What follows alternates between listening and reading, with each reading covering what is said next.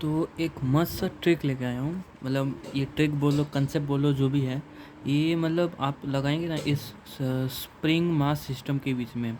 कहीं पे भी आपको अगर दो मास दिख गए या एक मास दिख गया और मल्टीपल स्प्रिंग्स दिख गए, इसका कॉन्स्टेंट के मान लेते हैं, पहले बताते हो।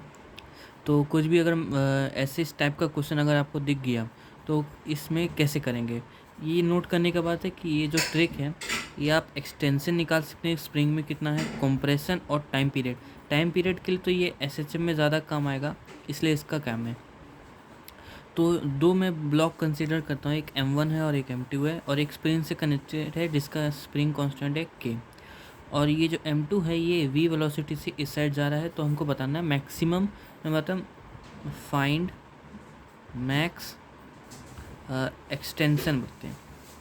अभी ध्यान रखने का, इस केस में ना, इस केस में मतलब एक्सटेंशन और कंप्रेशन दोनों सेम होता है।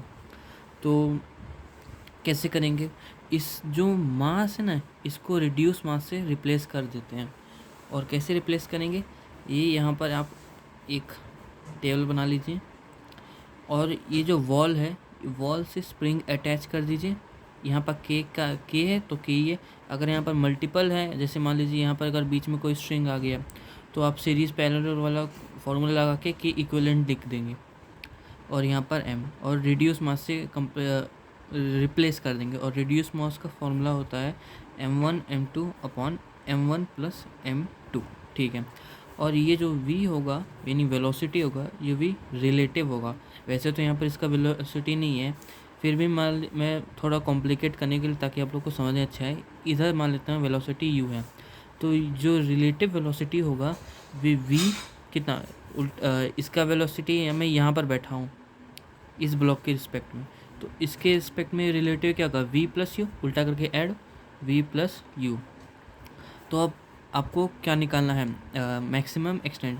तो बस एनर्जी कंजर्वेशन लगाएंगे, हाफ एम की जगह हम क्या रिप्लेस किया, न्यू, यानी न्यू, और वी स्क्वायर यानी v प्लस यू का whole square is equal to potential energy, क्योंकि जब मैक्सिमम आएगा तो स्टॉप हो जाएगा यानी वेलोसिटी ज़ीरो हो जाएगी, यानी हाफ के एक्स स्क्वायर। ये हाफ से ये हाफ गया, और ये एक्स का तो मैं you plus this upon new upon के इज इक्वल टू एक्स। ये आ गया आपका एक्स, मैक्सिमम क्या बोलते हैं, कंप्रेशन या एक्सटेंशन सेम ही होता है। अब ये आ गया आपका एक्स, और आपको टाइम पीरियड निकालना, मान लेते हैं इसमें एसएचएम का मेंशन किया ना, मान लेते हैं आपको टाइम पीरियड में बताना है कितना होता है। तो टाइम पीरियड का आपको तो फॉर्मूला पता है क्या होता है, 2π√m/k। अब ये m को वापस से आप रिड्यूस मास से रिप्लेस कर देंगे, और k अगर है मतलब मल्टीपल अगर स्प्रिंग्स हैं तो आप k इक्विवेलेंट से रिप्लेस कर देंगे। तो यही आपका आ जाएगा 2π√μ अपॉन k। न्यू का आप रख दीजिएगा m1 m2 m1 plus m2।